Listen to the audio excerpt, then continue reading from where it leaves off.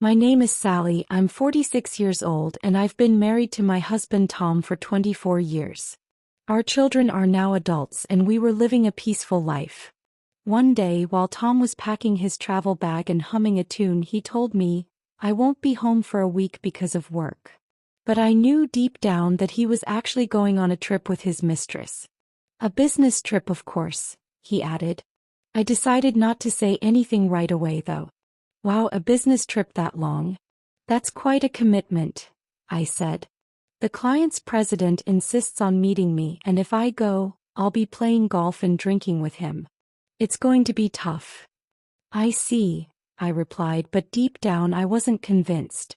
If this were truly a business trip, even the client's president would have a packed schedule, and spending an entire week together wouldn't make sense. But Tom acted as if I wouldn't catch on, as though I wouldn't recognize the lies he was telling me. It felt like he was mocking me as though being a wife was that simple. So I decided to probe a little. It's not the president you're meeting, it's a woman, isn't it? I asked, laughing lightly.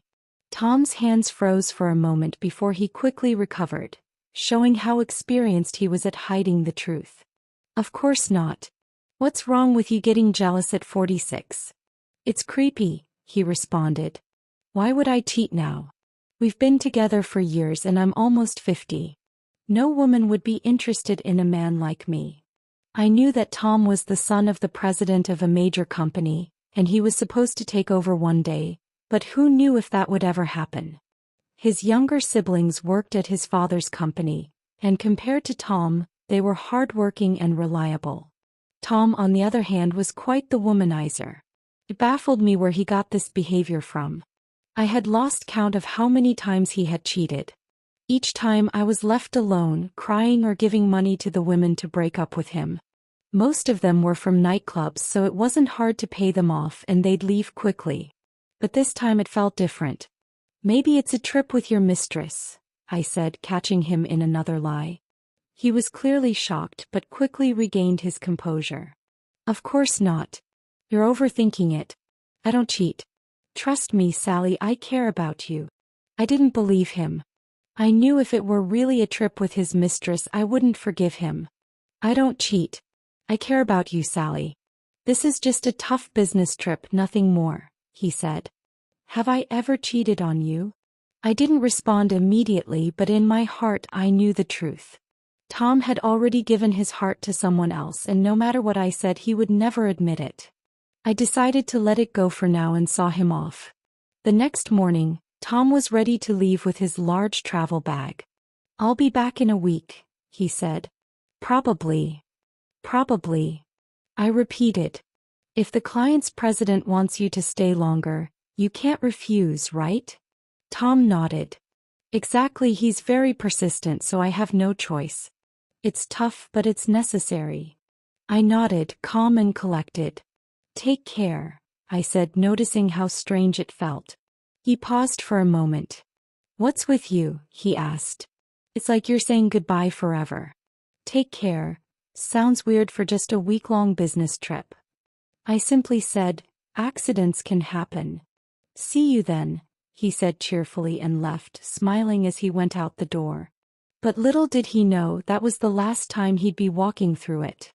As soon as he left, I began preparing my counterattack.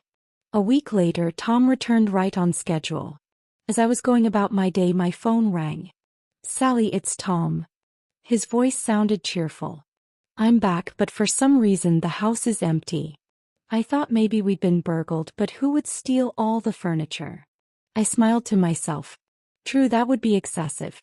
The neighbors would notice. Tom was confused. So, what does this mean? I replied, it means we've moved. What? Moved? But this is our house. Not anymore, I said calmly. I sold it. Tom was stunned. What? How did that happen? I didn't hear anything about this. It was decided while you were away, I explained. So where are you? He asked. I'm at your parents' house now, I said. Really? That's great, he responded, still unaware of the truth. Tom sounded so cheerful, so optimistic. How could he be so clueless? I've always thought a big house like my parents' place was better than our small house. It's embarrassing for someone who's about to become a company president to live in a house this small, he said. But our house was the largest in the neighborhood, built by my father-in-law Mike when the kids were born, because he thought a smaller house wouldn't be practical. Yet Tom still called it small. And besides, my parents were getting older.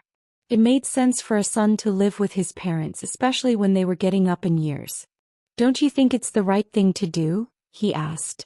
I had always assumed he wanted to live with his parents. At first I believed him, but the truth became clear over time. The house we lived in was built by his family, and we didn't need to cohabit with them. But Tom's real reason for wanting to live with his parents became evident. He thought it would give him more freedom to travel and have affairs without hesitation. It was baffling, but he was convinced that this was the best solution. This is going to be great, Sally, he said. Living with my parents might be a bit tough for you, but you'll be busy, right? If you're busy, I won't bother you. By the way, I'm starving. Could you make something to eat? His optimism was incredible. What was going on in his mind? After a while, I heard the sound of Tom's car returning. I'm back, Sally. I'm starving. Tom entered the room, clearly in a good mood. But waiting for him were Mike, looking furious, Jane, visibly exasperated, and me, completely fed up with him. Welcome home, Tom, I said. Did you enjoy your trip with your mistress? Tom looked at his parents, startled. His parents despised infidelity. Mike, though a former playboy, had always remained devoted to his wife after they married. That's how he viewed marriage. Jane, too, was firm on the matter, and as a woman she understood perfectly. The only person who didn't seem to understand was Tom. Why the scary face? Tom asked, confused. What are you talking about? I told you it was a business trip. That's strange, Mike said as he investigated. It seems there wasn't any business trip after all. Oh, right, I was going to file the business trip report after returning, which is why Dad didn't know, Tom stammered. I reached for a large envelope marked with the name of a detective agency and placed it in front of him. Do you know what's inside this? I asked. He feigned ignorance, but I could see his expression stiffen. I told you, Tom, I said calmly but with rising anger. If this trip was with your mistress, I won't forgive you. I pulled out several photos from the envelope and placed them in front of him. What do you think these are? What could this be? Tom stuttered. He looked at the pictures, his face paling. This is clearly a trip with your mistress. And isn't she the beautiful wife from our neighborhood? I can't believe she's involved with you, I said, my voice shaking with fury. Tom, realizing the seriousness of the situation, was visibly distressed. I could feel my hands trembling with anger. Seeing this, Mike stepped in to confront Tom on my behalf. What does this mean, Tom? Mike asked calmly but with a sharp edge to his voice. Are you admitting to the affair? Tom hesitated. Well, we happened to meet at the destination for the business trip, and we thought it'd be nice to go sightseeing together. That's strange, Mike replied. You said the client's president insisted on being with you at all times. It's impossible you would have gone sightseeing with someone else. Tom's face faltered. The president got busy, so I ended up going alone with her, he said, his lie becoming more transparent. Enough. I interrupted. From the start you went on the trip with this woman. Don't lie to us anymore. Tom was cornered. I'm sorry. Yes, I went on the trip with her, but it wasn't an affair. It wasn't an affair? Then why did you stay in the same hotel room? The investigation showed that you two were very close, over 3 days of photos. This is clearly an affair, Tom. Tom tried to apologize. I'm really sorry, Dad, Mom, and Sally. It was just a temporary lapse in judgment. A lapse in judgment? I couldn't contain my frustration. How many times have you cheated before, Tom? Do you really think you can keep lying to me? Tom looked confused, but I continued. You may not know this, but every time you cheated, I paid the women to break things off with you. That's why they suddenly stopped contacting me. Do you have any idea what I've gone through each time this happened? I'm sorry, Tom said, his voice weak. This time it's over, I said firmly. We're getting a divorce. Divorce? Tom said, shocked. You've been chasing other women. You can't complain if she wants a divorce. Isn't that decision a bit too hasty? We've come this far as a couple. I think we could work things out without getting a divorce. Impossible, I replied, feeling drained. In the past it was just women from nightclubs, but this time it's someone from the neighborhood. Who knows what might happen next? I've had enough. The kids are grown now and I want a divorce. Tom hesitated. Sally, that's for the best, he said, finally acknowledging the situation. Sign here.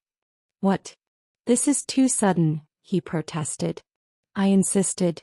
It's better to finalize it quickly. Don't make me suffer any longer. Mike, who had been quiet until now, produced a divorce petition that I had already signed. Tom, who had been enjoying his time with other women, now faced the consequences of his actions. To him, the decision might have seemed abrupt, but to me it was long overdue. I couldn't bear to spend another moment with someone who had treated me so poorly. Is there no chance to reconsider? Tom asked, his voice desperate.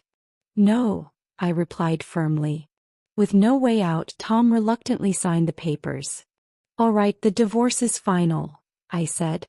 Now leave. But we sold the house and I have nowhere to go.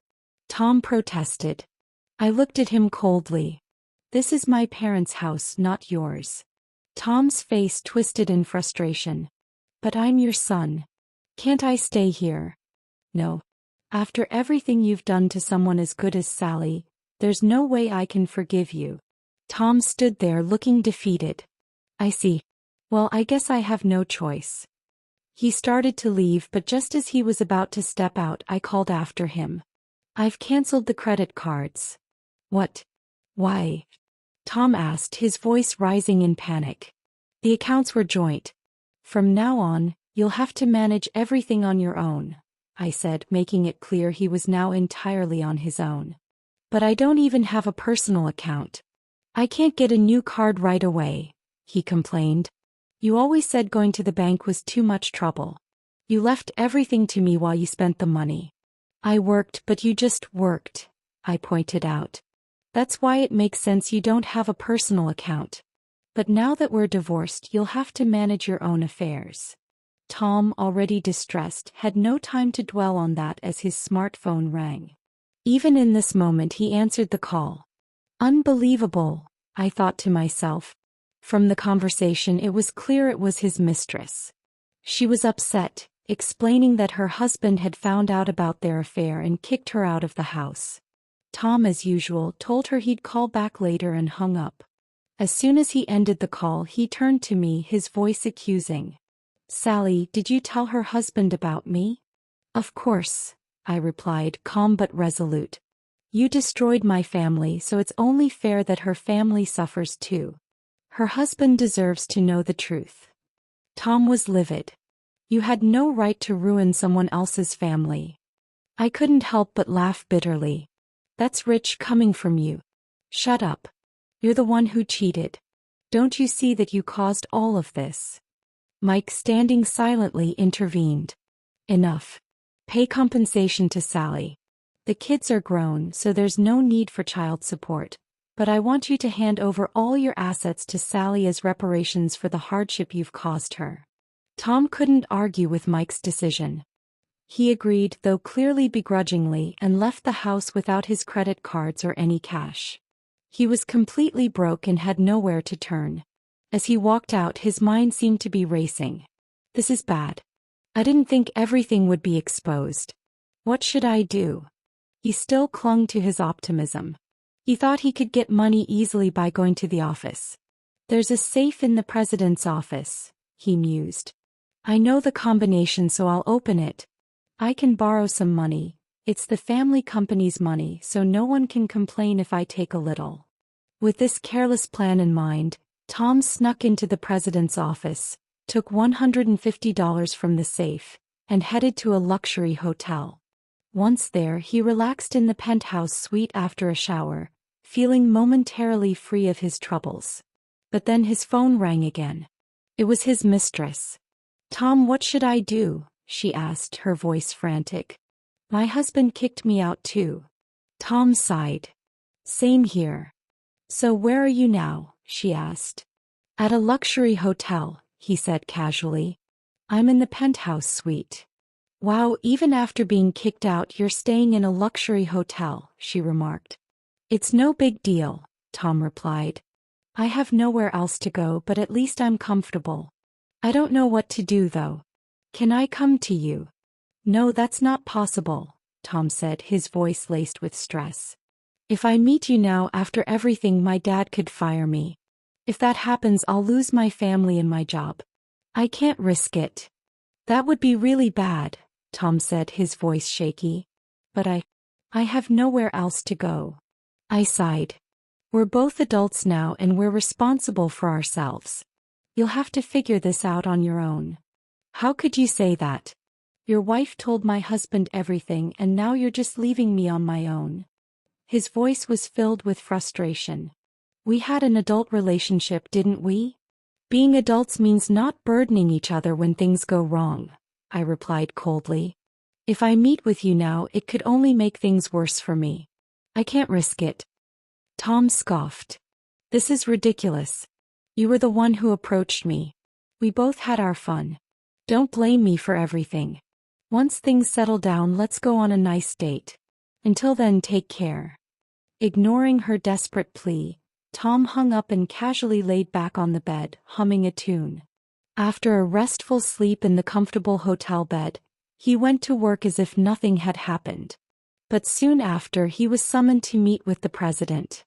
What could this be about? Tom wondered. Getting called in first thing in the morning. Maybe he's going to apologize for kicking me out yesterday. He probably had to say something in front of Sally to smooth things over. Dad wouldn't really kick me out. He's too old for that. Tom walked into the office and greeted the president cheerfully. "Good morning, sir. You wanted to see me?" The president's face was far colder than Tom expected. "You're fired." Tom blinked. What? Why am I suddenly being fired?" "We received word from Sally's dad that our business with him is cancelled." "Don't you understand?" the president said sharply. "Why is Sally involved in this?" Tom asked, confused. "Because Sally is the daughter of the president of one of our major clients," the president explained, his voice steely. "Do you get it now? Losing this account could bring down the company. And it's all because of you." Tom seemed to forget for a moment the gravity of the situation. "But this is just a marital issue.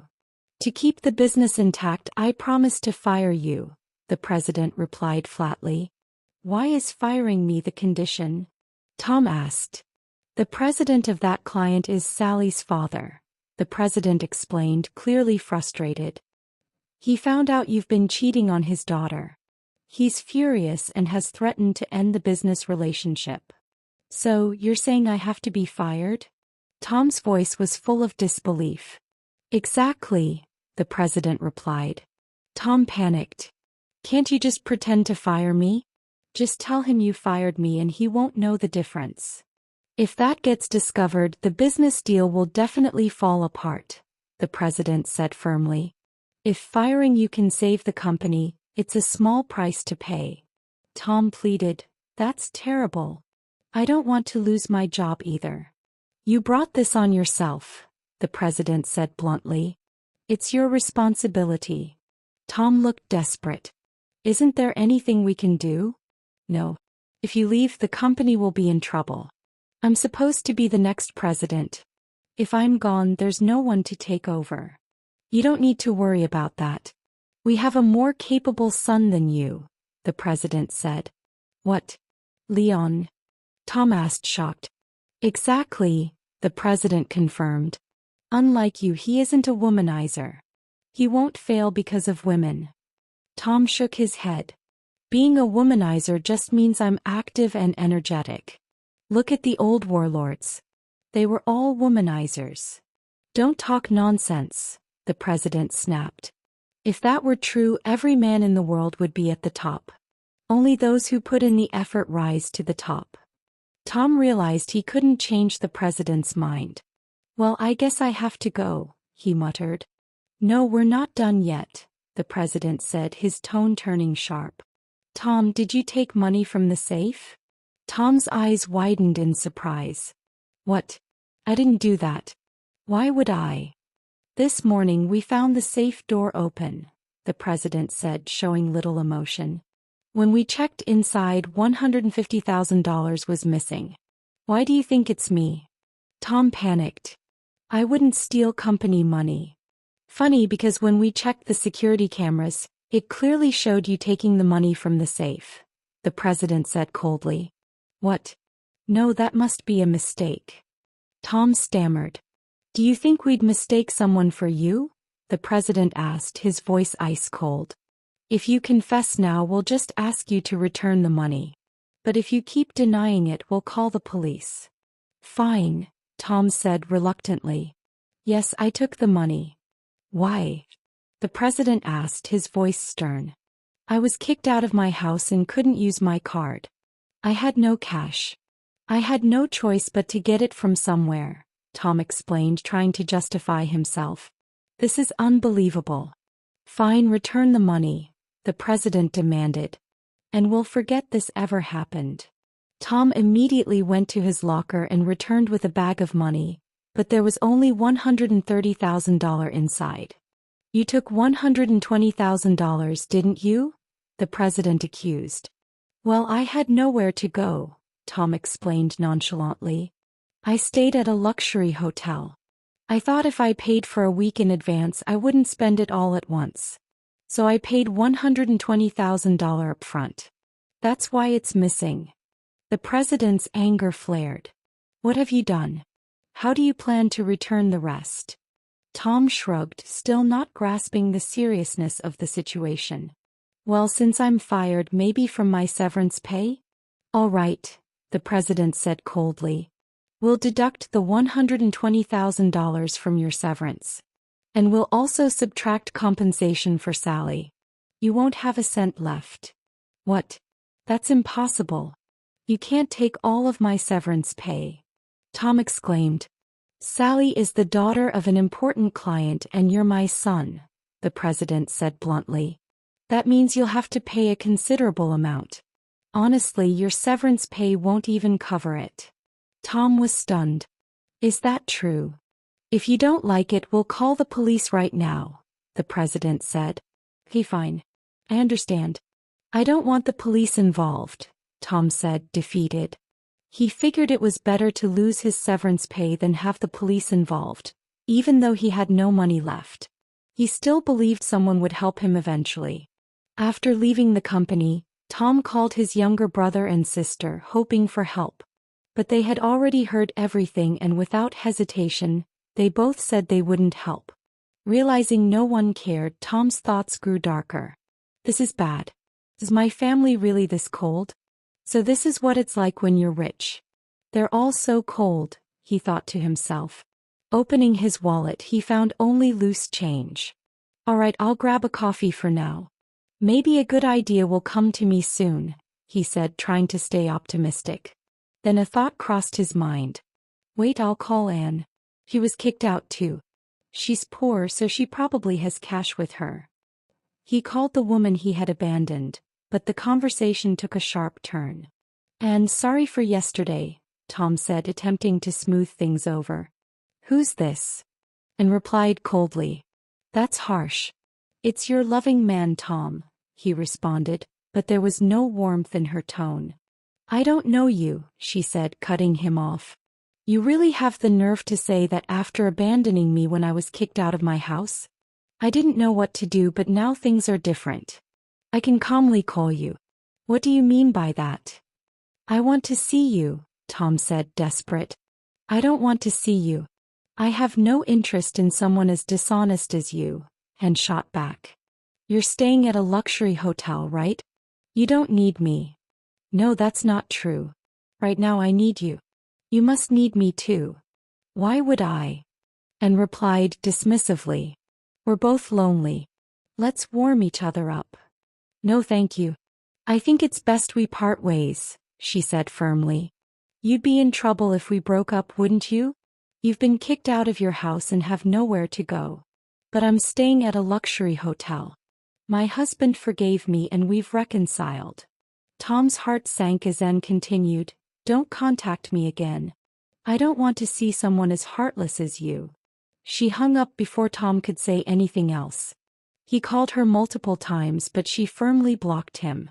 It was clear she wanted nothing to do with him. Tom sat there feeling hopeless. Then he remembered what Anne had said about apologizing possibly bringing people back together. He decided to try his luck. Sally, Tom said when he called her, trying to be sincere. Do you need something from me? She asked, already wary. I just wanted to apologize. I'm really sorry, but I love you the most, Sally, he said desperately. Do you think apologizing will make me forgive you? She asked, her voice sharp. I think so because it's you, Tom replied, his voice softening. We've been married for so long, I don't think I can't forgive you. I love you. Sally's response was biting. That's disgusting. Tom's stomach churned. What? That's harsh. Listen, you're a stranger to me now. Saying that now won't bring us back together. I've completely lost affection for you, she said coldly. That's cruel, Tom whispered. Is this because you've been fired and have nowhere to go? Sally asked almost mockingly. What? How do you know? I heard it from Mike, she replied. He said he's continuing the deal by firing you. Tom nodded. Yeah, that's true. Sally's voice remained indifferent. Don't you think that's awful? I don't think so, she said. You did things that deserved it. It's a reasonable condition from a parent. Tom muttered, That's strange. I don't think I did anything that bad. I just did what any man would do. If you fall to hell, let me know, Sally said, cutting him off before hanging up. After losing everything, Tom spent his days in a luxury hotel room, deep in thought. He should have found a place to rent, but having lived an easy life since birth, he probably thought it would all work out somehow. Tom secretly contacted Jane, thinking she would help him. However, Jane was uncompromising when it came to infidelity. She scolded him, asking how he could call himself a man when he couldn't make his wife happy, and then hung up on him. At this point, Tom must have realized he had no one left to rely on. Still, he didn't take action and spent the entire week with no solution in sight. Well, I guess I'll have to leave the hotel, he thought casually, unaware of the additional charges he would face for services. Soon he was hit with a large bill. In desperation, he mentioned his father's name, saying, My dad is the president of a corporation. Please bill him. However, Mike had already been contacted and had said he wouldn't pay the remaining amount. Tom, unaware of this, told the hotel he would work off the bill. But he had never worked a job like that before. He struggled, contacted me, but all he did was complain. I had no intention of helping him and blocked his number, telling him not to call again. As for me, I returned to my parents' house and have been living a graceful life. I'm really glad I broke up with that horrible man,